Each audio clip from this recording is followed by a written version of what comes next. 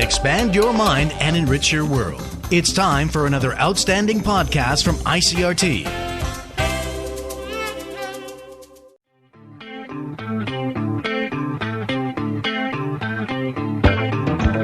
It's now just over 5 years since Typhoon Morakot hit Taiwan, creating one of the largest natural disasters in the island's history. Next month, the last of 44 new communities constructed for disaster victims is slated for completion.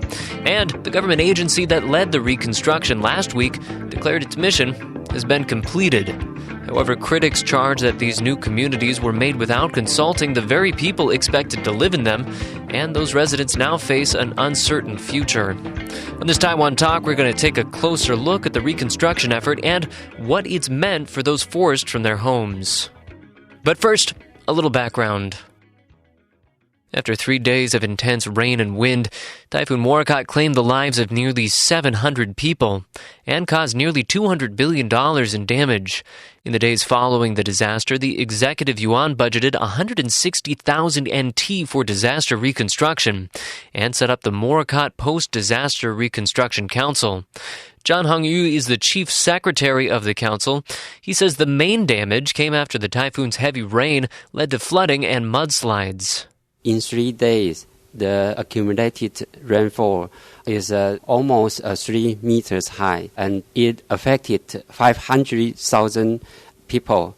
They are victims in southern Taiwan.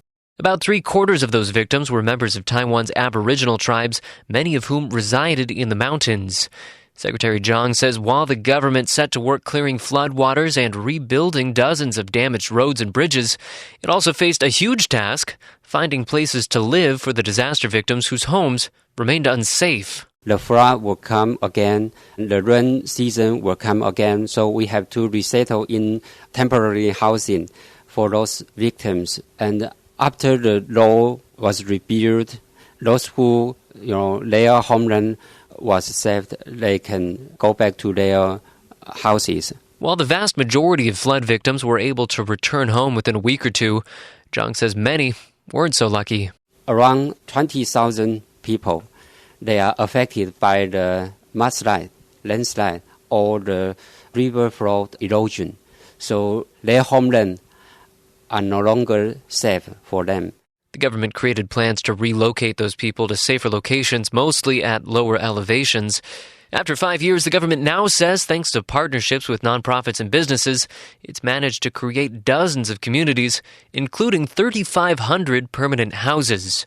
Of course, this meant a lot of construction for schools and roads and other utilities, but Minister Zhang says a big task was providing for cultural needs. For example, for the church and for all the festival, their original life should have for that kind of activity. The central government and local government cooperate with the charity organization to provide the needs for all the victims. And then there's the issue of jobs. The move took many residents far away from the farms they used to work or other sources of income. Minister Zhang says in this case, private companies helped out a lot. For example, Foxconn company in Taiwan, they provide a new farm, organic farm in Kaohsiung's Sanlin Da'ai community. They provide all the infrastructure for a new farm, about 60 hectares. And they also provide mechanism to manage the farm for 6 years' term. After 6 years' term, they donate all the infrastructure to the local government, Kaohsiung City. But the reconstruction effort wasn't all from the outside in. Jack Hua is from the Baiwan tribe. He returned to Taiwan just 2 months before the disaster. Before that, he had spent nearly a decade studying abroad and earning a PhD in the UK in political marketing. I come back to Taiwan just 2 months before the Morakot typhoon. Before I decide to come back to my village, I got a job in a university. But after the disaster, I realized my tribe, my village, need me to do something for them. So I decided to quit the job and come back to my village. His hometown, Taiwu Village, was among those relocated after the disaster. For our new life, We need an industry or an economical activities to support our new life there. Taiwu's residents had begun cultivating coffee in the years leading up to Morakot, but after the disaster, many wanted to give up on the industry. Hua, though, thought the tribe still had a lot to gain, so he decided to jump into the coffee business himself, selling under the brand name Kavalungan Coffee. At first, he says he planned only to focus on packaging and distribution. After several months, I realized good coffee needs to focus on how we grow it and how we produce it. So when we can pack coffee and under our brand name, and we have to control the quality from the very beginning. He now oversees an operation that employs about 34 people and does everything from growing to processing to finally marketing and selling the beans in Taiwan and abroad. He says a large majority of his hometown's 500 residents grow coffee themselves, and his business is an extra source of income. We purchase the coffee beans from farmers. Although we have our own coffee farm, but the quantity is still not enough for our sales. So we purchase from our farmer. We use a little bit higher than the market price to purchase the coffee beans, and we make them have the confidence to continue this business, this industry, and also our cooperation.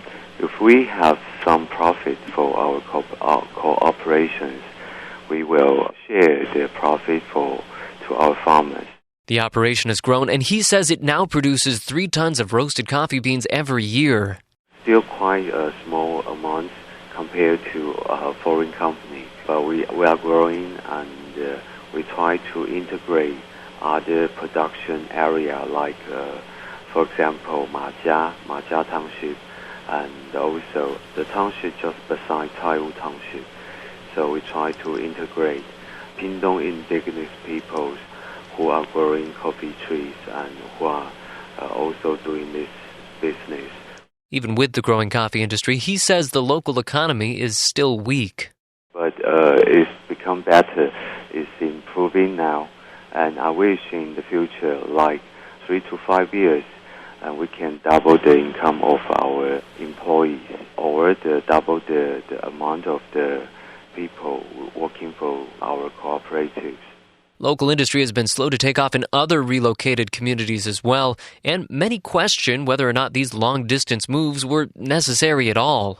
I think when there's a disaster, escape is not the only way to solve them. That was Claire Chihui Huang. She's the director of the Millet Foundation of Indigenous Peoples, a nonprofit that advocates for the indigenous peoples of Taiwan. We should think more on how to mitigate the disaster or to prevent the disaster, not just to take the most easiest way, just to relocate the peoples. For the government, though, they say one major lesson they learned from the disaster was that it had to do more to identify dangerous areas and prevent people from living there altogether. Here again is the Chief Secretary of the Morakot Post-Disaster Reconstruction Council, Zhang Han-yu. Prevention is better than rescue. Respect the nature.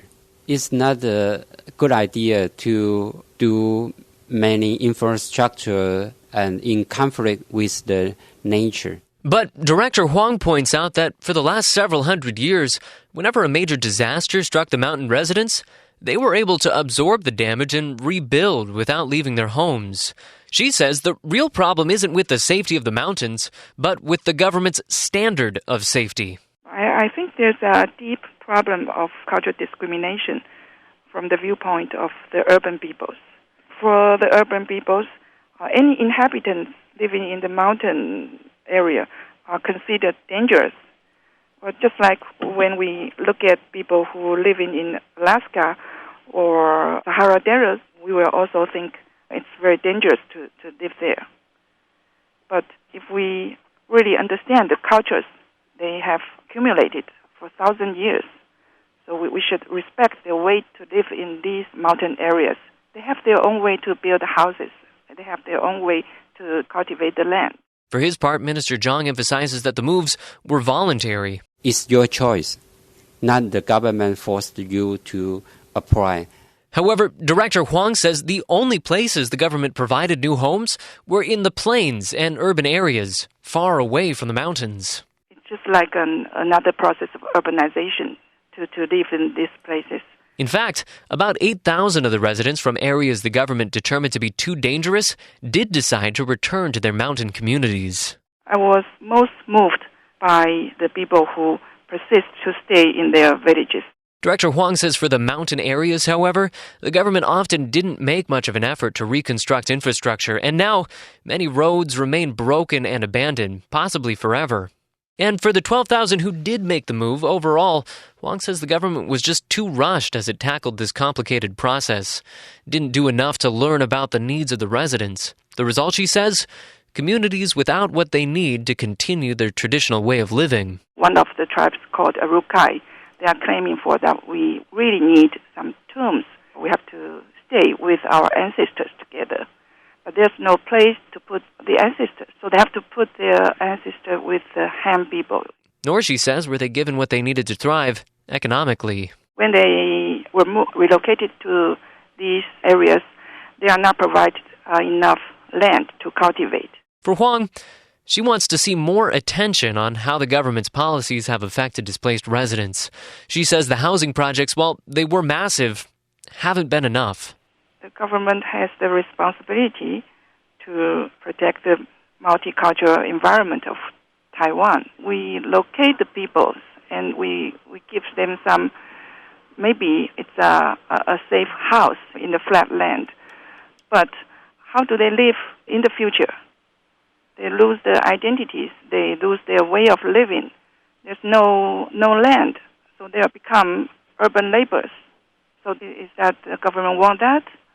I don't think that all people in Taiwan would like to see that. The government has acknowledged that jobs are still a problem in these new communities. The head of the Reconstruction Council recently said that there are still only employment opportunities for 50% of the workforce. But, says Secretary Zhang, Morakot was a huge disaster, and it's just not possible to go back to the life the victims once had. It's true for those who are affected. They have to face some change. How to accommodate to a new community is a challenge. It's a kind of choice. You have to face a new life or to live in your homeland, but they have the potential, they have the possibility of the danger.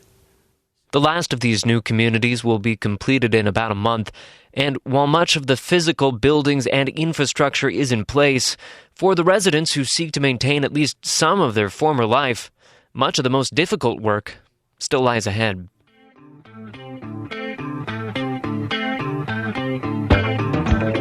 That's it for today. Thank you for listening to Taiwan Talk, and do tune in next week. For ICRT, I'm Keith Menconi.